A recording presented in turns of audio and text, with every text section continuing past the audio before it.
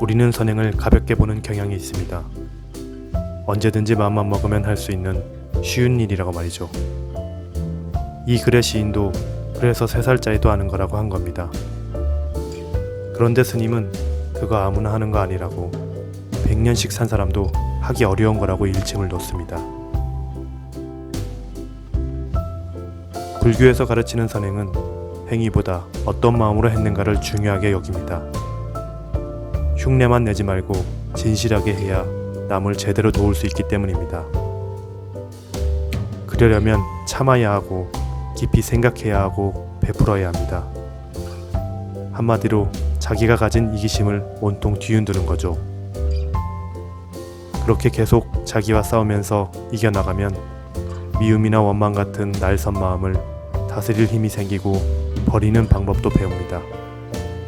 마음이 점점 깨끗해집니다. 작은 걱정거리만 하나 사라져도 날아갈 것 같은데 오랫동안 나를 사로잡고 있던 어두운 마음들이 사라지면 얼마나 편안하고 행복할까요? 이게 바로 선행의 큰 매력입니다.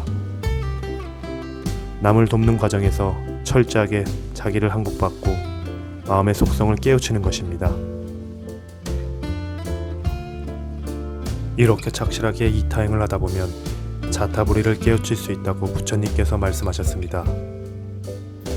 우주 안에 있는 모든 것은 아상에 사로잡혀 천차만별이 되었지만 본디 둘이 아니기 때문에 지혜를 얻는 사람은 나와 남이 둘이 아니라는 걸 볼 수 있다고 하셨습니다.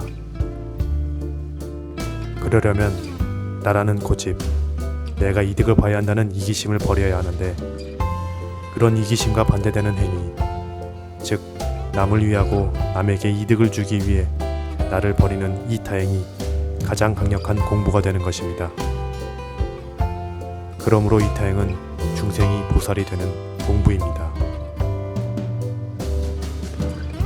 제가 아는 어떤 주부는 까다로운 시어른에게 대들지 않고 맞춰 살다 보니 착하다는 칭찬을 많이 들었다고 합니다. 그런데 정작 자기는 만성 소화불량증이 생겼고 손해보면서 산 것 같아 후회한다고 하더군요. 몸으로는 맞춰줬지만 마음으로는 왜 그렇게 해야 하는지도 모르고 억지로 참은 결과입니다. 이 경우는 착하다기보다는 며느리로서 살아남기 위해서 몸부림친 거라고 해야 맞습니다. 시어른을 위하는 마음이 아니라 어떻게 하면 내가 이 집안 환경에서 적응하고 살 수 있을까를 더 중요하게 여겼기 때문에 한계를 넘을 수 없었고 그렇게 세월을 보내다 보니 몸과 마음에 병이 든 것입니다. 만일 이 사람이 부처님 법문을 듣고 왜 남을 위해야 하는지를 배웠다면 집안도 편안해지고 덕스럽고 지혜로운 사람이 됐을 것입니다. 착하다는 것은 이렇게 남과 나를 살리는 힘과 지혜의 다른 이름입니다. 그러니 세상에 대충 자기를 맞춰가면서 적당히 흉내만 내는 사람은 100년이 지나도 제대로 할 수 없지 않겠습니까?